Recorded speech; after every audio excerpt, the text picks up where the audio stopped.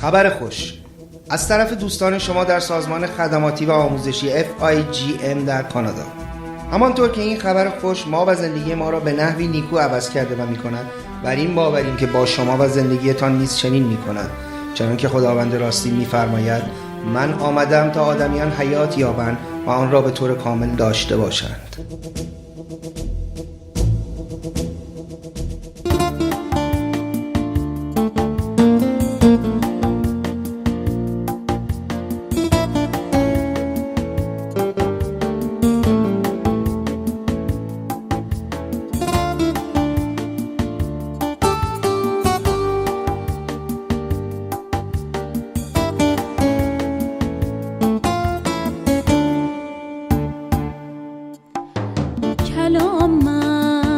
کلام پاک عشقه تو قلبم محبتو نوشته، بگذار که کنار تو بمونم تا برای تو بخونم. تو قادر، تو بهترینی، تو خوبی، تو برترینی، حضور ترابط بهار شادی رو به همراهش میاره. تو صابر، تو صخر، تو پناهی، تو عارف، تو عادلی، تاریکی نزد تو جان نداره، وجودت نور و صفا میاره. تو پاکی، تو روشنایی، تو محبوب، تو بره خدایی، جانم را با خون خود خریدی. انسان تازه‌ای آفریدی.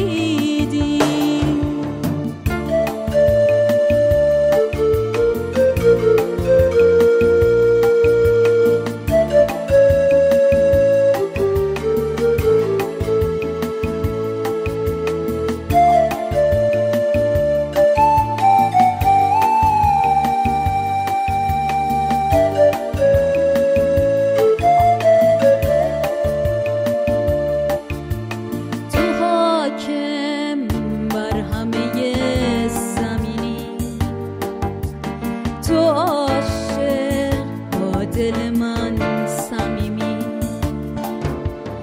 راه من ز راه تو جدا نیست، به جز تو کسی برام خدا نیست. تو اسمت بزرگ و جاودانه، جلال و هدایت زمانه. تو همدم، تو مظهر وفایی، با لطف و طریقت خدایی. کلام پاک عشقه تو قلبم محبتو نوشته، بگذار که کنار تو بمونم تا ابد برای تو بخونم.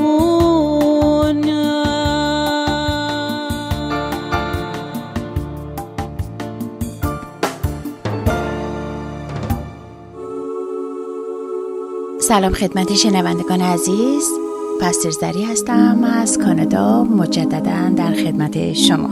امیدوارم بین برنامه ها شما فرصتی رو به راستی انتخاب کنید که روی صحبت هایی که میشنوید فکر کنید، تعمق کنید و با خداوند راجع به اونها مشورت کنید. همونطور که شاید در برنامه اول و دوم به شما پیشنهاد کردم، وقتی که میرید به حضور خداوند مخصوصاً بگید که ما میخوایم با خداوند راستین صحبت کنیم، تنها خداوند. مطمئنم هیچ کدوم ما هیچ اختلاف نظری در این مورد نداریم.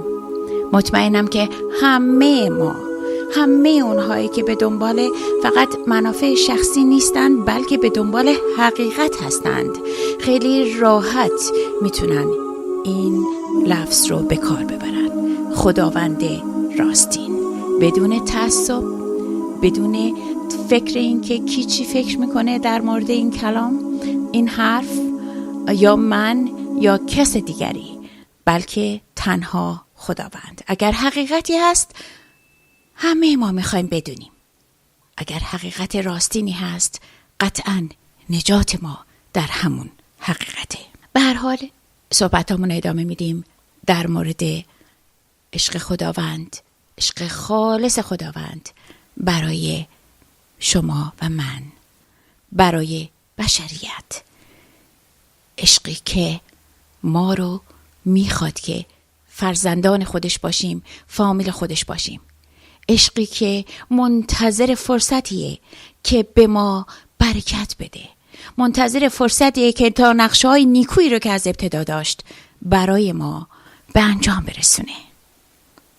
میدونید اگر به خاطر داشته باشید ما گفتیم که چطور خداوند و کلامش یکی هستند. خداوند اونی رو که توی دلشه دقیقاً همون رو بیان میکنه، نه مکری، نه دروغی، نه حیله‌ای، نه ترسی، نه تزویری. نور خالص بدون هیچ تاریکی.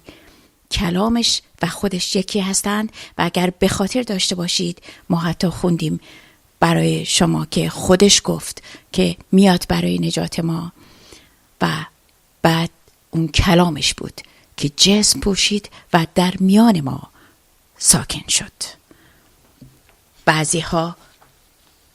بعضی ها که فقط دنبال حقیقت بودند، مثل الان من و شما که دنبال حقیقت هستیم، او رو با دقت مناظره کردند، گوش کردند، تحقیق کردند و قبول کردند. و بعضی ها که فقط به دنبال نفع شخصی خودشون بودند یا بدون توجه، آدم هایی که اصلا اهمیت نمیدن به اینکه حتی خودشون چی هستن و برای چی زندگی میکنن، و اونها فرصت رو از دست دادن. دعا میکنم به همون خدای راستین که هیچ کدام از شما و عزیزانتون فرصت رو از دست ندین.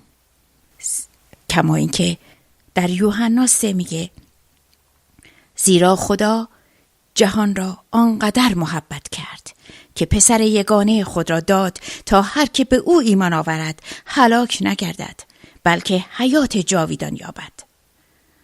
زیرا خدا پسر را به جهان نفرستاد تا جهانیان را محکوم کند، بلکه فرستاد تا به واسطه او نجات یابند. و هر که به او ایمان دارد محکوم نمی شود، اما هر که به او ایمان ندارد همینک محکوم شده است، زیرا به نام پسر یگانه خدا ایمان نیاورده است. همونطور که قبلا ازتون خواستم نگذارید لفظ پسر خدا، پسر یگانه خدا شما رو از حقیقت دور کنه. یک لحظه هم نگذارید به مغزتون خطور کنه که صحبت از ازدواج زن و مرده. یک فرزند که به دنیا میاد در دنیای طبیعی فیزیکی فرق میکنه. همونجور که جلو میریم، اگر حوصله کنید، اگر به راستی دنبال حقیقت هستید، دریا خواهید یافت که چقدر زیباست و خداوند به چه دلیل داره عیسی رو پسر خودش خطاب میکنه و چطور شما برادرها یا خواهرهای عیسی خواهید شد. مجدداً از خداوند خلق خواهید شد و او شما رو هم مثل عیسی فرزندان خودش خواهد خوند. فقط تأمل داشته باشید. ارزش داره. حقیقت همیشه ارزش داره. و خداوند میگه همه ما، در واقع از زبان اشعیای نبی میگه حدود 600 سال قبل از اینکه عیسی مسیح بیاد، همونطور که از زبان همین نبی گفته بود که من میام، خودم میام برای نجاتتون، بعد کاری میکنه که اشعیای نبی حقیقت رو همونطور که هست بیان کنه در مورد من و شما. میگه همه ما مثل گوسفندان گم شده بودیم و هر یک از ما به راه خود میرفت. خداوند گناه ما را به حساب او آورد و او به جای ما متحمل آن مجازات شد. او کیست؟ او منظور عیسی مسیح، کلام خداوند، که خداوند اراده کرد تا این کلام جسم بپوشه و از طریق مریم به این دنیای فیزیکی وارد بشه. باز هم میگم عجله نکنید، همه چیز براتون روشن خواهد شد. و همینطور که خداوند دوباره در رومیان 6 آیه 23 میگه زیرا مزد گناه مرگ است، اما عطای خدا حیات جاویدان در خداوند ما عیسی است. حیات جاویدان با در کنار خداوند، در کنار او زیستن، هدیه‌ای که ما دریافت میکنیم از طریق عیسی. هدیه، هیچ چیزی بابتش پرداخت نمی کنیم، فقط باور میکنیم، قبول میکنیم این هدیه رو. باور میکنیم که خداوند اینقدر ما رو دوست داره که میخواد این هدیه رو به ما بده و اینقدر ما رو دوست داره که شانسی دوباره به ما میده، موقعیتی مجدد تا به راستی ما این دفعه کارهای نیکی رو که او از ابتدا میخواست ما انجام بدیم اتوماتیک وار انجام بدیم و قادر باشیم که انجام بدیم، نه فقط با قدرت طبیعی خودمون بلکه با قدرت روح او. نگاه کنید ببینید در مورد عیسی چه گفته میشه. در فیلیپیان 2 آیه های 6 تا 11 در مورد او میگه او که همزاد با خدا بود از برابری با خدا به نفع خود بهره نجست. برای که چرا؟ برای که کلمه بود، کلمه با خدا بود و کلمه خود خدا بود که جسم پوشید و میان ما آمد. برمیگردم و ادامه میدم. او که همزاد با خدا بود از برابری با خدا به نفع خود بهره نجست، بلکه خود را خالی کرد و ذات غلام پذیرفته به شباهت آدمیان درآمد و چون در سیمای بشری یافت شد خود را خوار ساخت تا به مرگ، حتی مرگ بر صلیب مطیع گردید. پس خدا نیز او را به غایت سرافراز کرد و نامی برتر از همه نامها بدو بخشید تا به نام عیسی هر زانویی خم شود، در آسمان، بر زمین و در زیر زمین، و هر زبانی اقرار کند که عیسی مسیح خداوند است، برای جلال خدای پدر. آمین. آمین. متوجه میشید چه اتفاقی افتاد؟ کلام خدا جسم پوشید.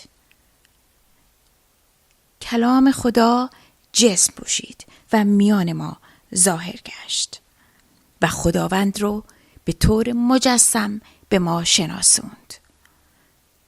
و بعد بهایی رو که من و شما باید میدادیم، زجری رو که من و شما باید میکشیدیم، مرگی رو که من و شما باید میپذیرفتیم، حتی جهنمی رو که من و شما باید میپذیرفتیم، همه اینها رو به خود گرفت، به جای ما این بها رو داد. ولی آیا جهنم تونست اون رو نگه داره؟ آیا مرگ تونست اون رو برای همیشه نگه داره؟ نه. کما اینکه در کارهای رسولان باب 2 آیه 24 میگه اما خدا او را زنده کرد و از عذاب مرگ رهایی داد، زیرا محال بود مرگ بتواند او را در چنگ خود نگاه دارد. علتش این بود که اون خودش 100% پاک بود. اومد میون ما زندگی کرد، عین یک انسان. تمام رنج ها، تمام درد ها، همونجور تمام خوشی ها، تمام وسوسه ها رو دید. وسوسه شد که کلام میگه، ولی هرگز گناه نکرد. همیشه به ما گفتن که آدم های پاک، آدم های معصوم، ولی خداوند این رو نمیگه. خداوند میگه در برابر خداوند، در مقام مقایسه با خداوند، همه ما گناهکاریم، همه انسان ها، به جز عیسی که کلام خداوند بود و جسم پوشید و وسوسه شد ولی گناه نکرد. نه در فکر، نه در احساس، نه در عمل، نه در زبان. از همه نظر پاک زیست. برای همینه که ارزش داره خونش برای من و شما که ریخت، ما رو پاک کرد و مرگ نتونست اون رو نگه داره، چون خود او پاک بود. او فقط گناهان من و شما رو تحمل کرد و به خاک سپرد. دوست دارم امشب از خود کلام خدا بیشتر براتون بخونم تا بیشتر متوجه بشید که به راستی عیسی کی بود و برای ما چی کار کرد. و بعد از اینکه امشب تموم بشه، در جلسه بعدی صحبتی خواهیم داشت از اینکه چطور ما میتونیم زندگی مفید و پرثمری داشته باشیم با قبول نقشه خداوند. و همچنین بعد از اون با ما باشید، چون به راستی خواهید فهمید. بعد از اون برخواهیم گشت به این حقیقت که به راستی عیسی کی هست و در اون موقع است که برای شما کاملا روشن خواهد شد که چرا میگیم پسر خدا یا میگیم خداوند پسر. و دیگه یک بار برای همیشه به خاطر ناآگاهیمون گول نخواهیم خورد و خداوند راستین رو، حقیقت رو خواهیم دید و خواهیم شناخت. حتی اگر در نهایت به نظر شما معنی نده و بخواید رد کنید این قضیه رو، حداقل دانسته رد خواهید کرد. یک بار در زندگی این رو به خودتون و به عزیزانتون مدیونید که حقیقت رو با تمام وجود و خالصانه بدون قضاوت قبلی جستجو کنید و نجات یابید، همونطور که خداوند میگه. ببینید بیشتر براتون میخونم از او. در مرقس باب 10 آیه 45 میگه چنان که پسر انسان نیامد تا خدمتش کنند، بلکه آمد تا خدمت کند و جانش را چون بهای رهایی به عوض بسیاری بدهد. اغلب به ما میگن که چرا پس عیسی اصلا باید میمرد؟ اگه خداوند بود، اگه خدا دوستش داشت، اگه خدا پاک بود، چرا نجاتش نداد؟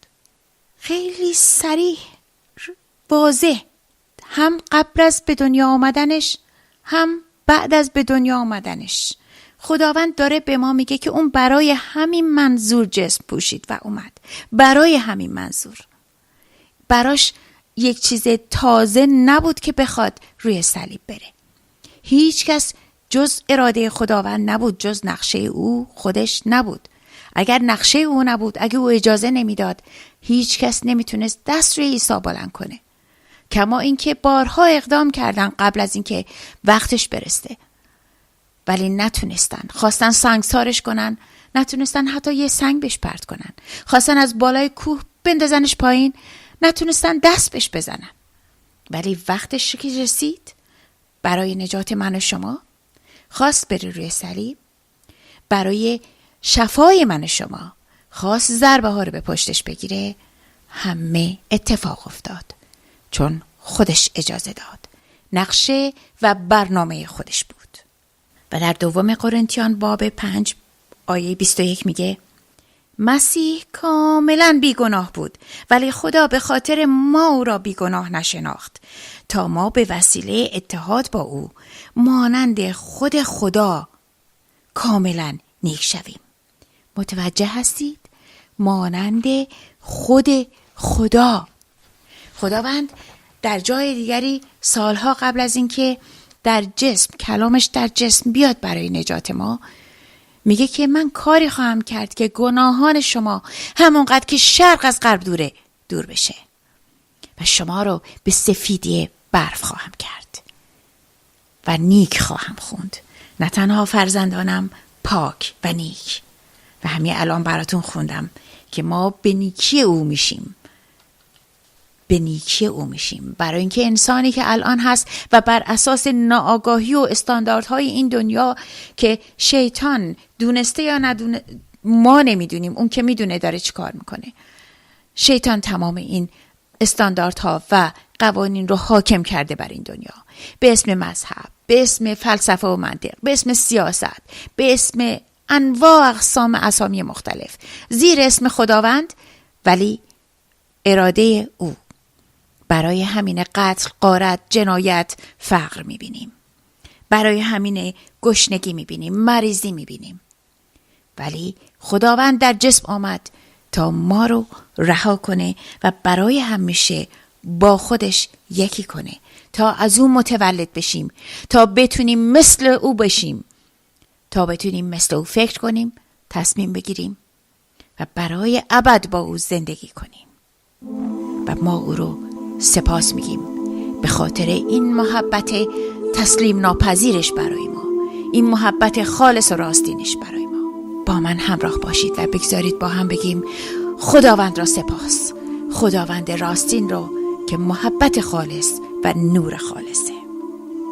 و همه شما عزیزان رو تا برنامه بعدی به همین خداوند میسپارم، به دستان امین اون میسپارم و ازتون دعوت میکنم که تمام هفته رو به روی این کلام تعمق کنید و با قلم و کاغذ برای برنامه بعدی آماده باشید. همینطور از اطلاعاتی که گفته میشه در آخر برنامه استفاده کنید تا به مطالب بیشتری دسترسی پیدا کنید با استفاده از وبسایت، فیسبوک و تمام آدرس هایی که بهتون داده میشه. خدا نگهدار شما باشه. شب خوش.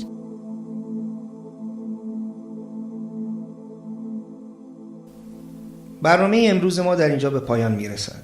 از شما دعوت میکنم تا هر پنجشنبه و جمعه در همین وقت نیم ساعتی را با ما بگذرانید تا برای یک زندگی شاد و پیروزمندانه مجهز شوید. برای کسب اطلاعات بیشتر در مورد سازمان خدماتی و آموزشی FIGM، مطالب آموزشی بیشتر، دسترسی به کتاب مقدس، تقاضای دعا و غیره، لطفاً از طریق یکی از راههای زیر با ما تماس حاصل فرمایید.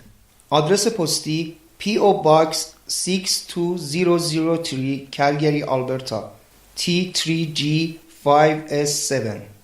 آدرس ایمیل kh@gmail.com. آدرس وبسایت www.khkh.ca. همه ما دوستان شما در سازمان خدماتی و آموزشی FIGM تا برنامه بعد شما را به خداوند راستین می سپاریم.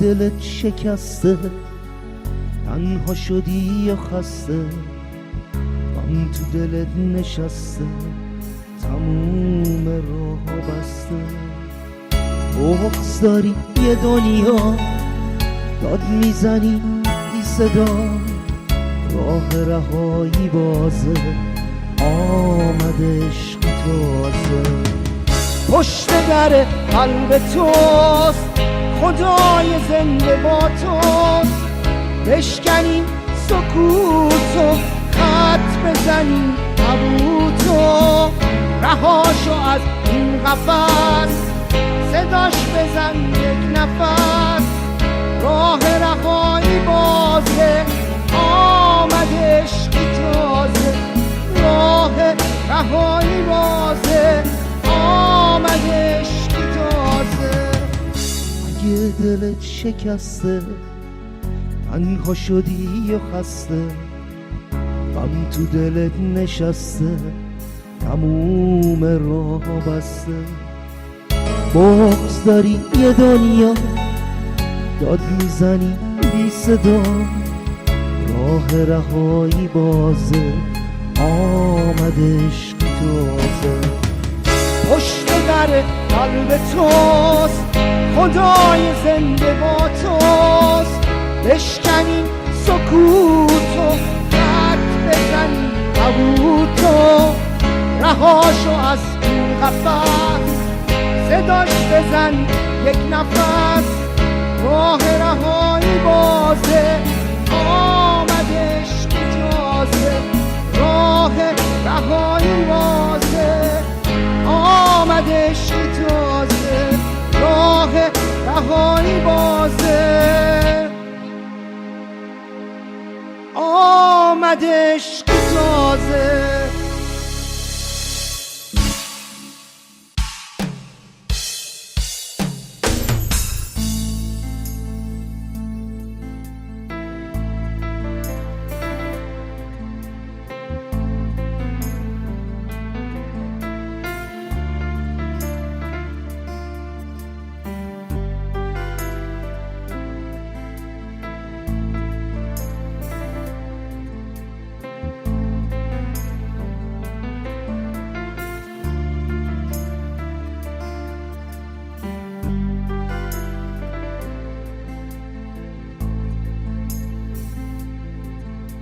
آرامی دلهایی، سازنده دریاها، روشنی خورشیدی، زیبایی رویاها.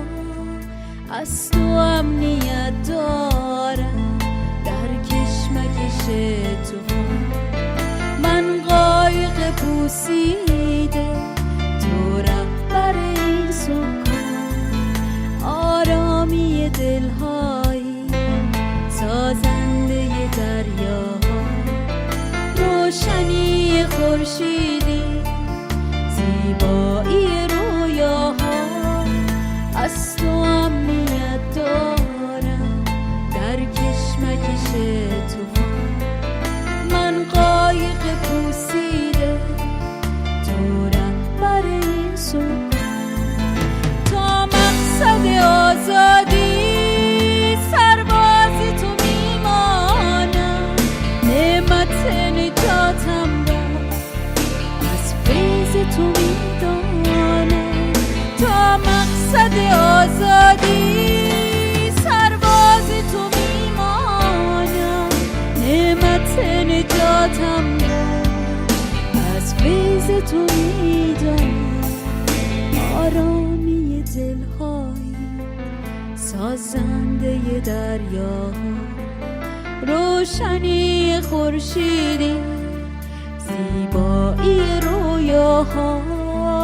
از تو امنیت دارم در کشمکش طوفان. من قایق پوسیده، تو رهبر این سکون. آرامی دلهایی، سازنده دریاها، روشنی خورشیدی، زیبایی رویاها. از تو امنیت دارم در کشمکش طوفان. من قایق پوسیده،